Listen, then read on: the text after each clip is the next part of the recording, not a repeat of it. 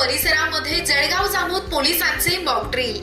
पहलगामवरील हल्ल्यानंतर देशात संतापाचं वातावरण बघायला मिळालं। पाकिस्तान विरोधात भारतानं कडक भूमिका घेतली। भारत आणि पाकिस्तानमधील तणाव वाढला। हेच नाही तर युद्धजन्य परिस्थिती निर्माण झाली। काल रात्री पाकिस्तानमध्ये घुसून भारतीय लष्करानं 90 अधिकाऱ्यांचा खात्मा केला असून केंद्रीय गृह मंत्रालयानं सर्व राज्यांना 7 मे रोजी मॉक ड्रिल करण्याचे निर्देश दिले होते।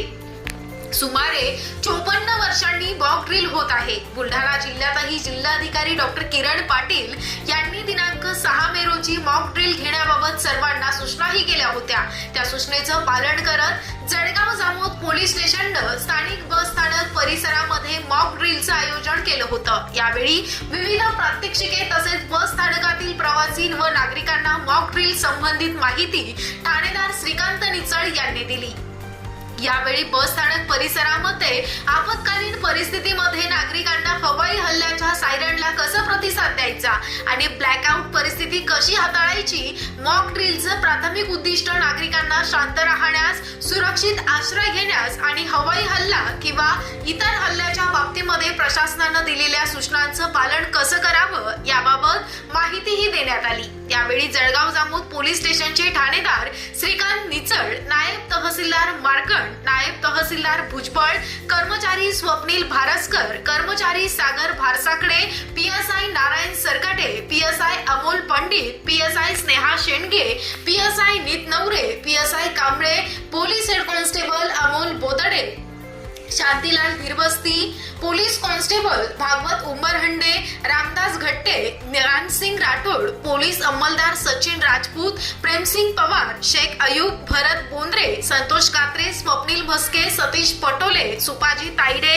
स्वप्नील झुंजारकर, अनंता गावंडे, नगर परिषदचे शुभम रोजतकार, ऋषिकेश इथापे, अनिल मिसाळ, सय्यद नईम, ड्रायव्हर, अग्निशामक गाडी यांच्यासह आरसीबी पथकातील जवान, बस आगारातील वाहन चालक आणि वाहक, प्रवासी वर्ग, शाळेचे विद्यार्थी यावेळी मॉक ड्रिल साठी उपस्थित होते।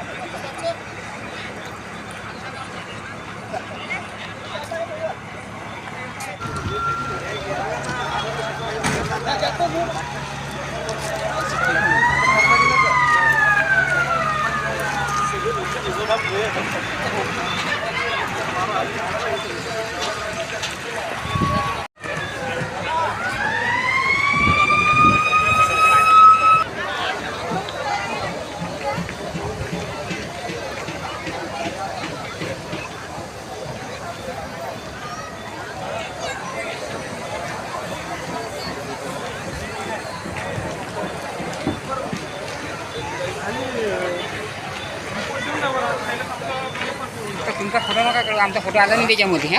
लक्षात ठेवा, आला